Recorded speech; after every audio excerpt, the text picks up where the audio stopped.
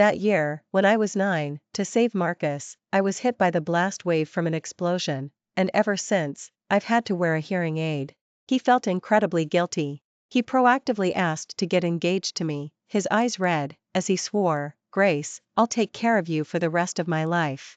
But when I turned 18, to pass Brittany's test, he personally removed my hearing aid.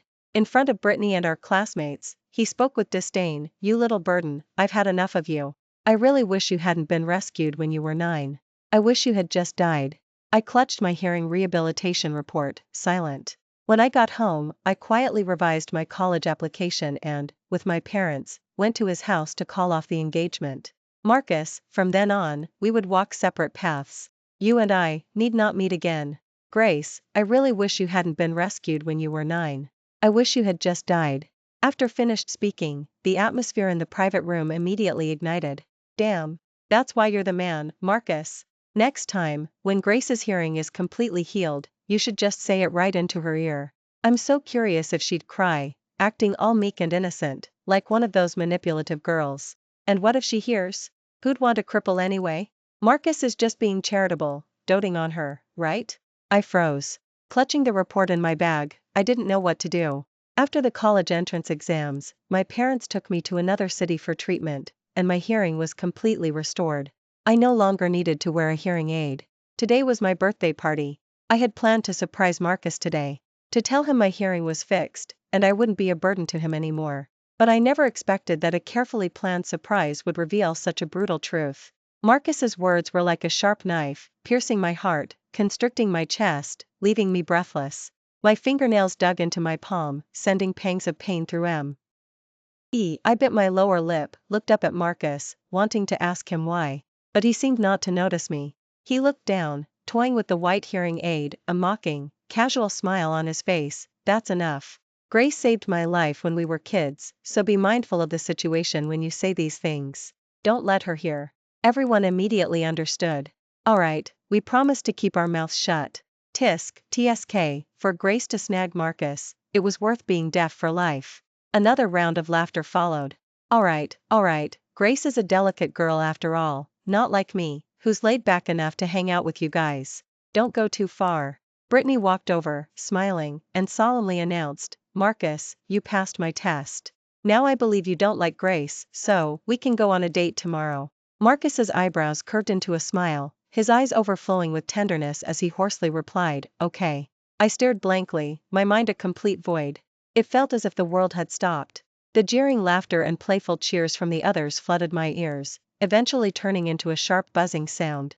"Sweetheart, what are you thinking about?" As I stood there stunned, Marcus had already put my hearing aid back on, a smile playing on his lips. "Are you so happy you've gone silly?" I was supposed to be happy. My 18th birthday celebration, being confessed to by the boy I liked, confirming our relationship in front of our friends. It was like a rom-com, but now, I opened my mouth, only to find my throat so dry I couldn't speak. The others spoke up eagerly. "Marcus's girlfriend, joking term, Marcus just took off your hearing aid and said a whole bunch of cheesy sweet talk. It gave us goosebumps. TSK, I wish I had a childhood friend too." "Good for you, kid," Brittany said, slinging an arm over Marcus's shoulder and playfully punching his chest. "You must have accumulated good karma for lifetimes to win such a beautiful, delicate girl." I said nothing. My gaze wept over everyone in the private room. They were either smiling in congratulations or giving thumbs up in praise, some even talked about waiting for the wedding. No one showed the slightest hint of a lie, their expressions were unnervingly natural. I suddenly remembered countless similar moments from all the gatherings this year.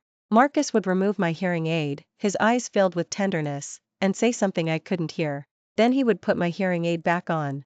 Everyone would say he was whispering sweet nothings, that he was making vows to never let me down. If my hearing hadn't been restored, I might never have known the truth beneath his gentle words, the sharp shards of glass mixed in, those incredibly hurtful things he said. Brittany suddenly let out a soft oops. She let go of Marcus's shoulder and apologized casually to me. "Sorry, Grace, we brothers are just used to playing around like this. Don't be jealous." Marcus laughed, scolding her. "Oh, please. You're like a wild kid all the time. You're not acting like a lady at all." After that, the two of them started chasing and playing, oblivious to everyone else. Everyone seemed used to it. I closed my eyes for a moment, then turned to leave, but sharp-eyed Brittany reached out and blocked me. Her eyes showed disapproval. Everyone came to your birthday party as a courtesy. Are you just going to leave suddenly? Marcus ruffled my hair, coaxing me as if greatly exasperated. Everyone's birthday gifts for you haven't even been opened yet. Don't act like a spoiled princess, okay? I frowned, instinctively pulling away. Ignoring suddenly darkened expression, I told him, word for word, we're breaking up. Don't contact me again. Then I left the private room without looking back. On the way home, my phone kept buzzing with messages. Marcus was confused. What are you doing now? Everyone worked hard to come celebrate your birthday and prepare gifts, and you just leave them hanging?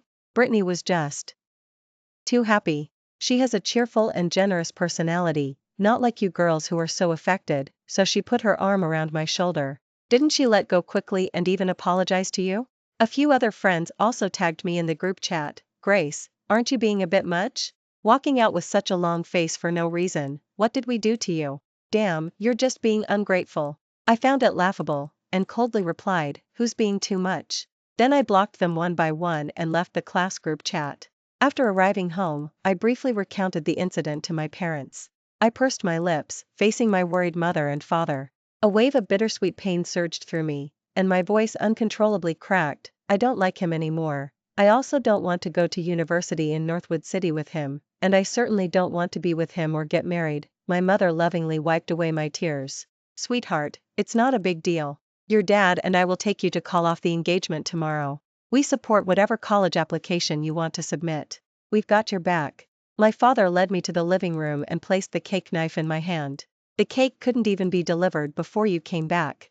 Perfect, we'll just have a simple birthday for the three of us. 18 years ago, when you were born, your dad's face was wrinkled with smiles. Don't cry, little birthday girl. Come cut the cake and make a wish, okay? I stopped crying and smiled, making a wish and blowing out the candles under my parents' blessings. As I was about to cut the cake, the sudden sound of the doorbell interrupted me. I composed myself and opened the door, finding Marcus had followed me. Outside, it was drizzling. Thunder rumbled occasionally, streaked by white lightning. Marcus was drenched, water dripping from his hair, but he ignored it.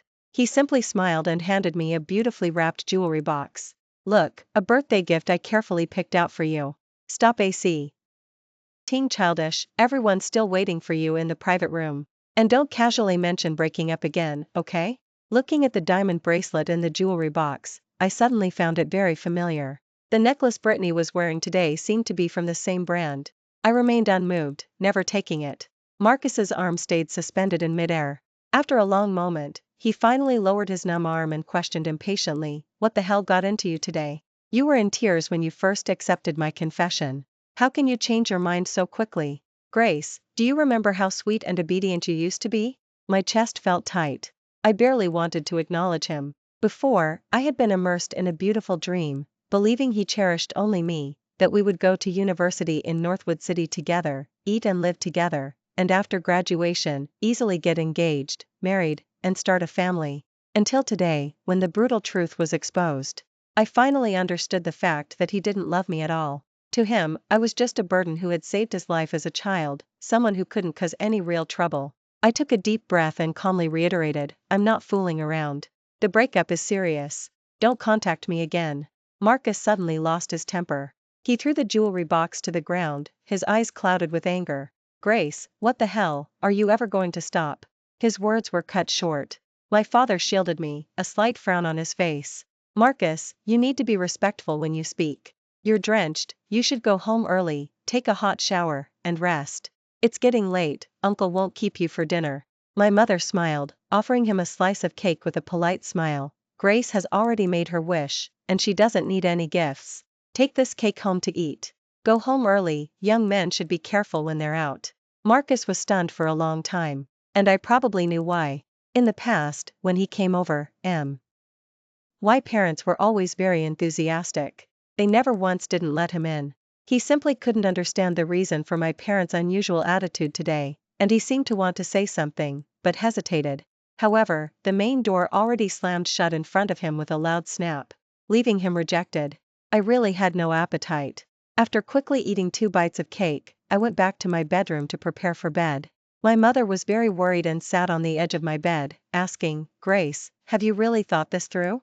There was still some need for privacy between father and daughter, but my mother was the person in the world who knew and cared about me most, and she knew best how I felt about Marcus. She knew how much I liked him. I looked down at the white hearing aid in my hand. Suddenly, I didn't know what to say. I was just so emotional, wondering how much a person could change. When I was little, after we moved into this gated community, I loved following Marcus around, calling him brother. Our two families had a good relationship and business dealings. One day, our families went to the industrial park on the outskirts, but an explosion suddenly occurred. I remembered the survival skills my parents taught me and escaped. Marcus, however, was trapped in the fire. I watched the flames intensify before me, watching him freeze in place, his figure gradually consumed by the fire. I don't know where the strength came from. Before anyone could react, I rushed in, grabbed Marcus, and ran out. We were almost out. But the factory suddenly exploded. I was severely injured by the shockwave and was unconscious for a long time. When I woke up again, I couldn't hear. My parents were tense, and Mr. Thomas and Mrs. Sarah hesitated to speak. I lay listlessly in bed day after day, not wanting to speak, even less willing to communicate with anyone. Marcus simply stopped going to school. He brought many delicious snacks one after another, but I remained unresponsive. He thought the hospital was too depressing, so he secretly took me out, brought me to a store, and had this white hearing aid fitted for me. The patterns of rice stalks and small fish on it were also hand-drawn by him. Even though he was just a child himself, he clumsily put the hearing aid on me, and with a serious expression, he promised, "Grace, I'll protect you from now on." My tutor said that he in ancient times referred specifically to millet, and later could also mean young rice seedlings. My tutor said rice is amazing, growing resiliently and endlessly. Grace, you will definitely get better too. Little fish only have 7 seconds of memory, but I won't forget. I will always protect you, my princess. That childhood vow, only I remembered it. If 9-year-old Grace had heard 18-year-old Marcus say, "I wish you hadn't been rescued at all, I wish you had just died," she might have cried from heartache. But over the years, I had been whispered about countless times because of my hearing impairment. I calmly accepted Marcus's change in attitude.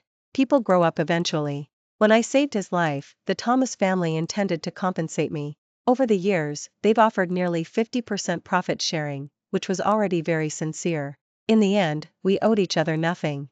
And I firmly believed that I was a living, breathing person, not anyone's accessory, and I didn't need to rely on others to live. Therefore, I looked up at my mother and said firmly, "I've made up my mind." With my mother's company, I changed my college application. From city to Eastwood City. I thought I would be sleepless all night, but I found my sleep quality surprisingly good. I slept until noon. Sleepily, I instinctively checked my phone. I found 2 voice messages from a special contact on Discord. It was Marcus. Through the speaker, his voice carried a hint of coldness. "Grace, when you're done messing around, unblock me. How old are you to still be playing these games? Yesterday, Brittany felt really guilty because of your sudden departure. She said she didn't know how to make it up to you, and even went to the rooftop threatening to kill herself. Luckily, I talked her down. There's still some time left in the summer break. I'm planning to take her and a few of our buddies to Summit for skiing to clear their heads. Don't be jealous, after all, your actions are partly why she threatened suicide." I laughed at his shameless words. Brittany, how could she bear to die? At school, she always called herself a woman among women and a fighter among men, and she always said she was different from those affected, girls who liked to wear fake natural makeup and pretend to be pure. But her manipulative tactics were the most I had ever seen. For example, 4 months ago, my best friend Chloe had her 18th birthday celebration. She had carefully chosen a dress, done her makeup, and was ready to take a beautiful set of photos to commemorate the occasion. Only wouldn't cooperate. Once inside the private room, she loudly joked, "Chloe, you have a pretty good figure. Did you sleep with a guy? Don't be shy, we're all like siblings here, what can't be said?" Seeing on the verge of tears, she immediately made a surrendering gesture, then turned the blame on Chloe. "No, are you girls really that easily moved to tears? Can't even take a joke? Okay, I was wrong, fine. I just said I didn't want to hang out with you girls, always so much drama every day." Another example was during the college entrance exams, when everyone was exhausted like dogs. She would gleefully take unflattering photos of everyone, turn them into emojis, and post them all over the campus confession wall, with the caption, "Class flower of class 2, senior. Anyone who likes her, come claim her." She only stopped after everyone collectively complained to the homeroom teacher. Furthermore, I had known 2 years ago that she joined the basketball team under the guise of club assistant to get close to Marcus. But I hadn't taken her seriously. Back then, I was arrogant, thinking that what was mine couldn't be easily taken away.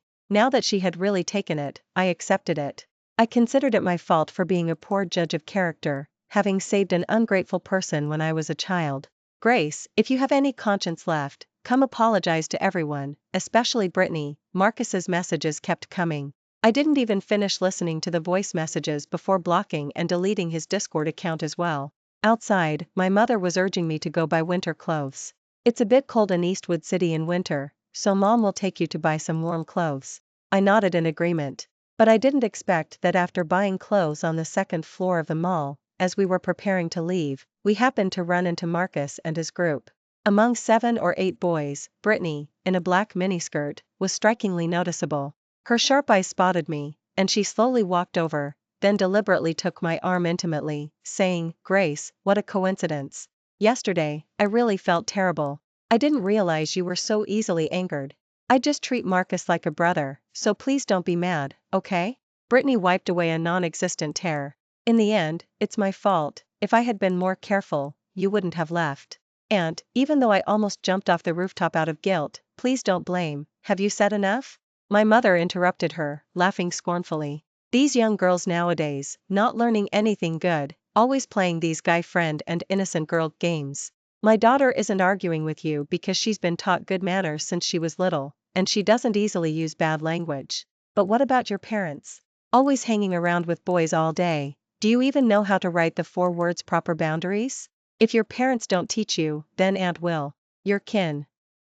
Dia behavior, it's what they call online. Oh right, a fake tomboy."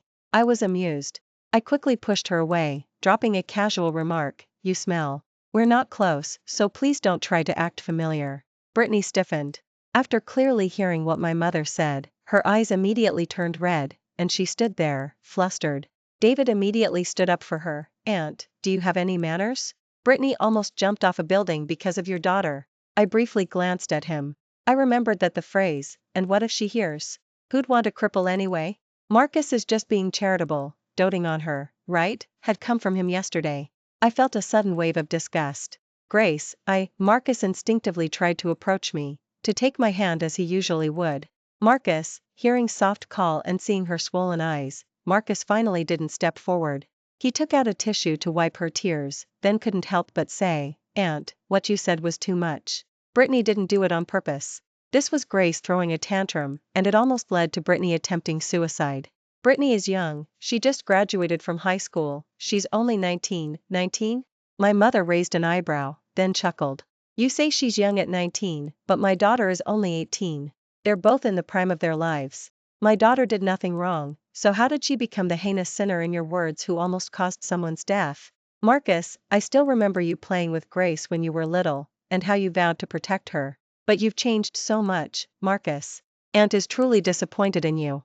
Marcus was speechless for a moment. He wiped Brittany's tears, somewhat distractedly. The others behind them, perhaps unable to find words to refute, also remained silent.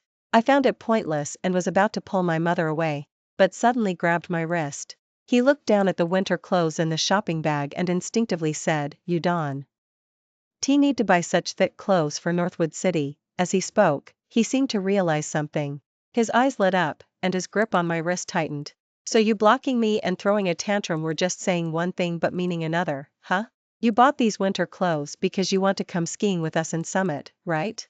He convinced himself, a smile uncontrollably curving his lips. "All right, no more fuss. I'll book your ticket later. The flight is at 10 a.m. tomorrow. We'll go together." "You misunderstood." I yanked my hand free, mercilessly shattering his fantasy. "I'm not going to Summit with you. I'm going to Eastwood City. And, my hearing has been fine for a while." Marcus's triumphant expression vanished. What did you say?" Marcus's face turned pale, disbelieving. "When did this happen? Why didn't you tell me?" I smiled, my eyes cool and indifferent. "Does it matter? You should know very well what you did, taking advantage of my inability to hear, shouldn't you?"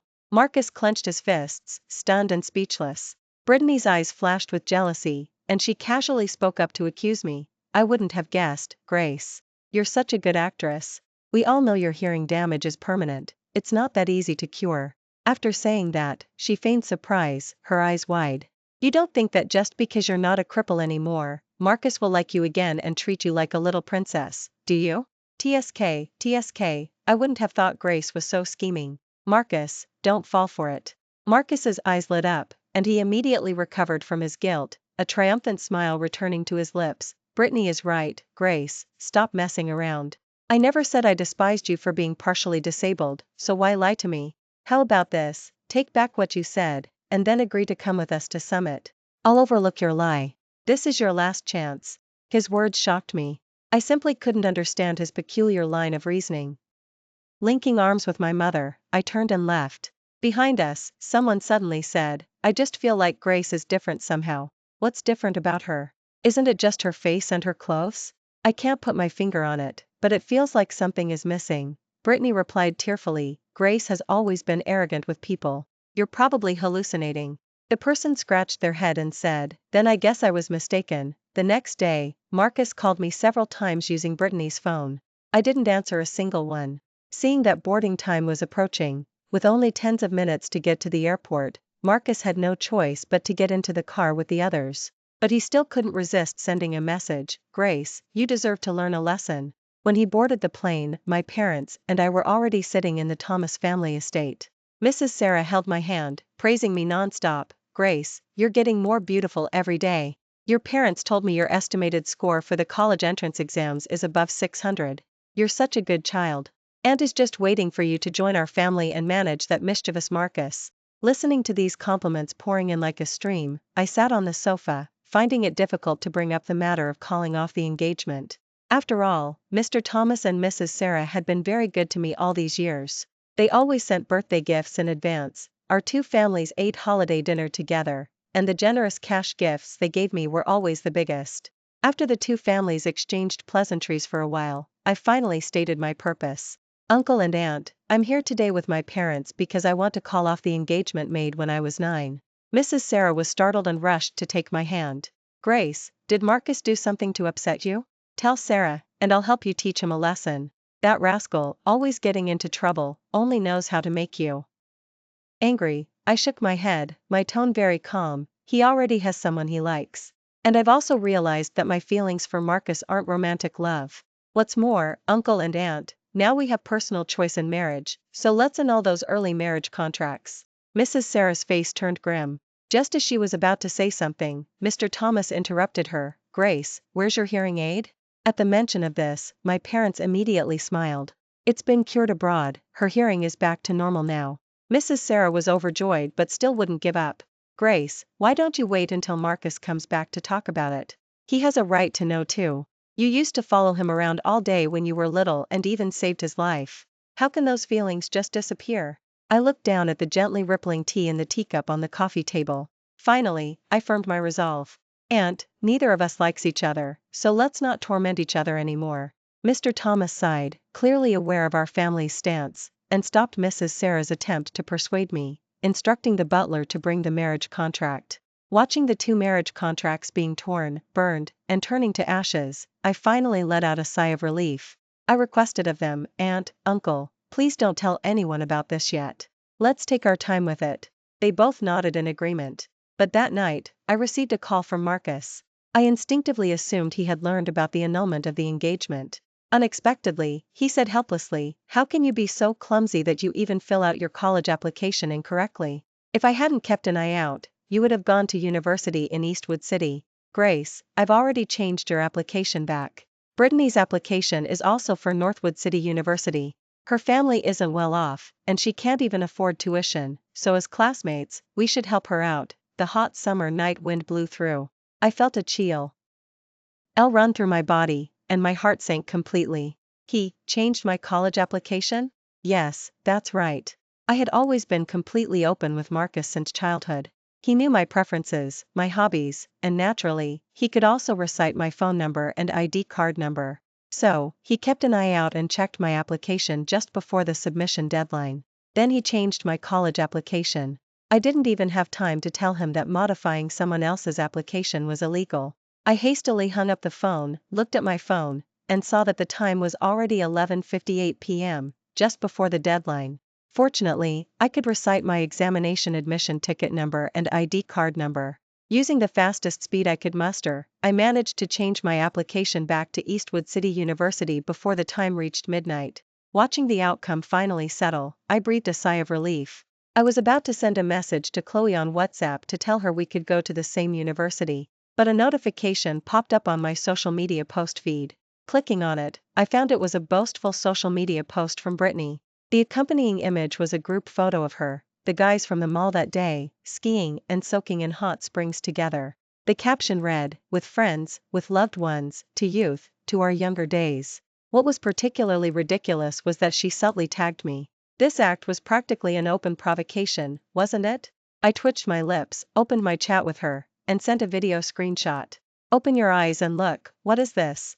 I advise you to know when to stop, otherwise, I can't guarantee what I might do. On the chat interface, the name Brittany kept switching to user is typing, but I waited for a long time and didn't receive any message from her. When I checked her social media post again, I found that she had already deleted that post. The college entrance exams period had been so stressful. Now that I had relaxed, I invited Chloe to travel with me to Lakeview, stopping at a few surrounding provinces. Midway, I directly cut off and deleted any messages or calls from Marcus. My unwillingness to communicate was interpreted by him as jealousy. How long are you going to be mad? Isn't that enough? If you don't reply, do you believe I'll take Brittany abroad? I ignored him. Silent, I just kept blocking and deleting. As opening day approached, I flew directly to Eastwood City. Meanwhile, Marcus nervously knocked on my family's door, holding the knitted figures he had made himself, one blue, one pink, perfectly representing us in his eyes. Imagining my surprised expression when I saw them, he could barely wait. But when the front door opened, the figure he expected wasn't there. He instinctively asked, "Uncle, Aunt, is Grace home? I haven't seen her all summer. I brought her a gift, and school's starting soon, so I thought I'd go with her." My mother's face was calm as she said softly, "I forgot to tell you, Marcus. Grace has already reported to her university. You don't need to go with her." Marcus was stunned, but quickly concluded that I was still angry. He turned to leave, but my father called him back, vaguely giving him a few pointers. "Marcus, some things, once missed, are missed forever. After school starts, the Grace family will be very busy. Your aunt and I won't have time to entertain, so please don't disturb us again." Marcus left with a puzzled expression, planning to go home and pack his luggage. When he opened the door, he found his parents sitting upright on the living room sofa, their faces serious. He was even more confused. He greeted them and prepared to go back to his room, but his father called him back. "From now on, don't go to the Grace family's house. Grace has already gone to university in another city, and the engagement was called off over a month ago. From now on, you are just childhood friends who grew up together, and there will be no other relationship." Marcus frowned, instinctively saying, "How is that possible? Mom, Dad, are you kidding me?" But when he looked up and saw his parents' cold expressions, he slowly realized that it was true. Mrs. Sarah sighed, clearly disappointed. Now that Grace's hearing is cured, her last perceived flaw is gone. If she wants to marry, she has countless people to choose from. How could she still consider our family? "Mr. Thomas, why did you stop me then?" Grace is soft-hearted. If I mentioned our childhood and played the victim a bit, maybe she wouldn't have called off the engagement. Mr. Thomas was quite impatient. "Do you think a few words of persuasion would work? Over the years, the Grace family has already surpassed ours. Grace might be easy to fool, but her parents are like wolves protecting their cubs. Do you think I wanted to call off the engagement? I was afraid our company would run into problems." As he listened, Marcus was completely stunned. He was silent for a long while before asking, "When was her hearing cured?" Though he didn't understand the reason for Marcus's sudden question, Mr. Thomas still replied, "Mr. Robert said they took her for surgery right after the college entrance exams. It's probably been some time. Your mother and I took you back for the family reunion visit, so Grace probably didn't have a chance to tell you." In's mind, he kept replaying my birthday. The words he said after removing my hearing aid, "Little burden, I've had enough of you. I really wish you hadn't been rescued when you were 9. I wish you had just died." Aunt's words when she agreed to go on a date with him, "Marcus, you passed my test. Now I believe you don't like Grace, so we can go on a date tomorrow." Every word was like a needle pricking his lungs, bringing with it a biting pain. Marcus's vision darkened, and he vaguely remembered that day at the mall. When he took a few friends to buy winter clothes and ski suits, he ran into my mother and me. After we left, his friend said, "I just feel like Grace is different somehow." At the time, he was entirely focused on comforting Brittany. He hadn't noticed that day that I wasn't wearing a hearing aid at all. I wasn't surprised to hear from mutual friends that Marcus was looking for me. Perhaps he had finally learned that my hearing was restored and belatedly remembered that I had heard all those harsh words in the private room that day. But none of that mattered anymore. My days in Eastwood City were fulfilling. Although military training was exhausting and I got several shades darker, I had never felt so lighthearted. I also joined many clubs and made many new friends. I even attended a social mixer hosted by a senior student and added a few guys on WhatsApp. Therefore, when I saw that familiar figure of a man outside the girls' dorm, I was indeed a bit surprised. I was about to take a detour to leave, but saw me first and strode over. His tone carried a hint of pleading. "Grace, I miss you so much. Can we talk things over, please?" My dorm mates, thinking we had a relationship, exchanged knowing glances and left together first. I looked up at the sky. After a long sigh, I looked at him expressionlessly. "Spit it out. I'm busy and need to go rest." Marcus's eyes were red, and his voice trembled slightly. I know I was wrong. That day, I was just put on the spot by everyone, and I said those things because I had no choice. I thought you couldn't hear, so I said it just to save face. And that date invitation I accepted from Brittany that day was also a joke. We never actually went on a date. I laughed aloud. "Is that all there is to it?" I looked at him seriously and said softly, "You've taken off my hearing aid many times, and you've definitely said such hurtful things more than once, making everyone treat me like a laughingstock, haven't you? You said you didn't go on a date with Brittany, but didn't you go together to buy ski suits, preparing to go to Summit? Since you did it, don't hypocritically try to shift all the blame onto others. You always say Brittany is young, but I'm a year younger than her. You said she has it tough, but at least she's healthy. How many scornful looks and cold shoulders have I endured over the years because of my hearing impairment? Have you ever stood up for me even once?" I'll never forget it. Back in freshman year of high school, I participated in a debate competition with a few friends, and our team won decisively. As we left, the second speaker from the opposing team kept mocking and ridiculing us from behind. "It's just a game, who's a sore loser? At least I'm not disabled. PSH, someone like that probably can't even get a government job, they can only get by on their sharp tongue." A pang hit my chest, and I instinctively looked at Marcus for help. But he just walked out with an indifferent expression, as if he hadn't heard anything. I turned back, gathered my courage to retort, telling them to watch their mouths, only to be met with overwhelming ridicule from them. And everyone on our team was Marcus's friend, not one person stood up for me. I could only hold back my tears and go home, sending him a text message to ask why. I still remember his icy, cutting words that day. He said, "There's no need to argue with people like that. We beat them, so they just want to find reasons to mock you. Just pretend you didn't hear it. Actually, why don't you just take off your hearing aid? Then you won't hear anything." That sentence always echoed in my ears during my nightmares. So, I sighed, telling him, "You don't like me at all, and you don't like Brittany either. You just like the feeling of having control over us both. But I'm not a tool for you to gain praise and validation from others. Please don't bother me again." Before I left, I thought for a moment and added, "Oh, there's something I've always wanted to say. If I could go back, I absolutely wouldn't save you, Marcus. I'd rather you be burned alive, because you're simply not worth my kindness." Watching him stand there dazed and silent, I subtly moved to avoid him, then turned and went upstairs. The next day, Marcus was no longer downstairs. In my dorm room, a girl who often woke up early to exercise told me, "He said he's going back to university and won't bother you anymore." I nodded my thanks and continued with my own affairs. Not long after, I learned from our mutual friend's social media posts that Marcus and Brittany were dating. He often texted, grumbling about them. Those two are inseparable every day, flaunting their affection. It's really too much. I heard Marcus was named the campus heartthrob. Well, he is naturally handsome and comes from a privileged background, so it's no wonder he's so many people's crush. I heard Brittany is consumed by jealousy. "By the way, Grace, how have you been doing lately?" The person was subtly and not so subtly trying to get updates on me. But I was truly busy. I had classes to attend, club activities to participate in, and I needed to bond with my roommates. Therefore, every time I chatted with him, I gave perfunctory replies. But soon, this mutual friend texted me again, Marcus and Brittany broke up. I was quite surprised. After all, it happened so quickly.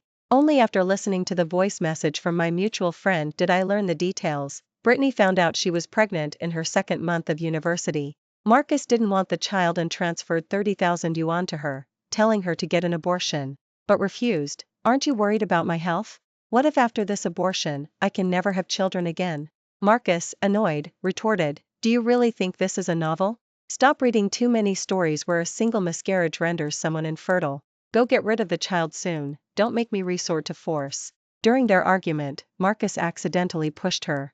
Brittany immediately fell down the stairs, started bleeding, and caused a huge commotion. Before losing consciousness, she shrieked, Marcus, you scoundrel, you got me pregnant and aren't taking responsibility. It was Mrs. Sarah who had rushed over, who was shrewd enough to take a precaution.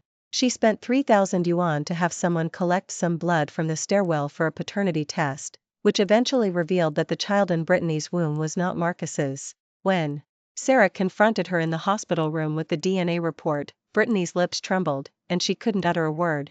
Because she had been intimate with several of the boys from the ski trip, she herself didn't even know whose child it was. From then on, the Yu family refused to pay even a cent for her recovery. Brittany's reputation was utterly ruined. She dropped out of school, still recovering from her injuries, and disappeared without a trace. I lowered my gaze, listening to my mutual friend's increasingly excited voice message. In the end, I didn't tell him that it was I who anonymously tipped off Mrs. Sarah about the whole affair. The screenshots of the text messages I sent warning Brittany were easy to get. Near the university's equipment storage room, there was a security camera that could almost capture the inside. I asked a junior student to copy the footage for me, and indeed, I discovered that Brittany had been involved with other boys. Later, when she went skiing out of town, I looked at the photos of the other boys, their proximity to her, and their eye contact, and I could pretty much guess there was definitely a connection between them. But that wasn't enough. I never believed that only the woman should be punished after making a mistake. Isn't this world supposed to be about gender equality? I turned off my phone. I went to the library, borrowed some study materials, and focused on preparing for my exams. 2 years later, I went abroad to study as an exchange student. It was a combined bachelor's and master's program, and I stayed for 6 years. On the day I returned to the country, my parents came to pick me up together. Welcome home, sweetheart. Grace, Marcus has already been gaining experience at the U for a few years. What about you? I smiled and took the flowers from my mother's hand. I raised an eyebrow. I can also go back to the company to gain experience. It just depends on whether you two will allow it. Over the years, I had always known Marcus's movements, and I was even more aware of the illicit dealings he was involved in behind the scenes. After enduring it for so long, it was time to make my move. After taking over the company, I successively snatched several major deals from Marcus. The corporation was never on par with the Xia. Furthermore, his derogatory title of the guy who got cheated on had echoed throughout the entire university back then. He had even dropped out before finishing university, so he had no real substance or knowledge. Every time he went to confront the partners, trying to win them back, he failed. Grace, are you getting revenge on me? It's been over 8 years, shouldn't you be over it by now? Can we talk things over? As he desperately tried to talk things over with me, I personally submitted the evidence of his tax evasion and money laundering since he took over the U in recent years. Consequently, Marcus was arrested at the airport. I stood not far away, quietly watching him being handcuffed and led away by the police. Marcus's face contorted in pain, as if he wanted to say something. I took 2 steps closer and heard him ask, his voice filled with agony, why? I laughed outright. You're asking me why? Then why didn't you ask why when you used to insult me? Then why didn't you ask why when you laughed at me for being deaf? Besides, I merely reported you. If you were innocent, how could you have been arrested? Getting evidence of his crimes wasn't difficult. In recent years, I had sponsored many promising students from impoverished mountain villages and helped many university students. One of these young women happened to work at the U and disclosed this information to me. That was all. I was never a pushover. That debate competition had already shown me Marcus's true colors.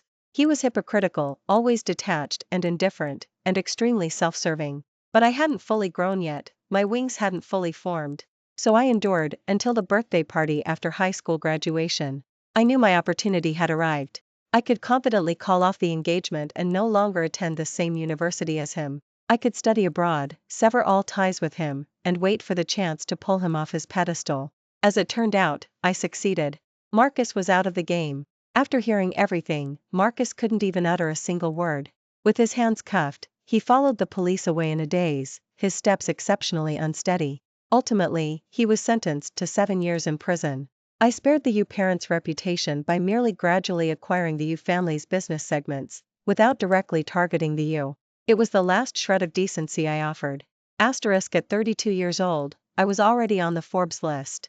Marcus was also released early for good behavior. He said he wanted to see me one last time.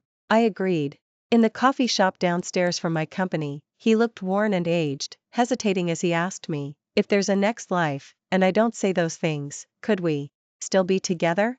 I lowered my head and took a sip of my latte. Then, expressionlessly, I told him, the inherent flaws of human nature are deep-seated, they will surface eventually, sooner or later.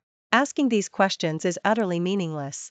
Marcus let out a bitter laugh, roughly rubbed his face, and then left. Soon after, the U filed for bankruptcy. Marcus, while taking his parents back to their hometown, was involved in a car accident. Perhaps it was karma. He became deaf due to a head injury. His left leg could no longer walk normally, leaving him partially disabled. His parents were fine, only suffering some concussions, which would heal with rest. According to someone at the hospital that day, Marcus was lying in the hospital bed, crying and laughing, rambling incessantly and saying, "This is retribution." He must have lost his mind.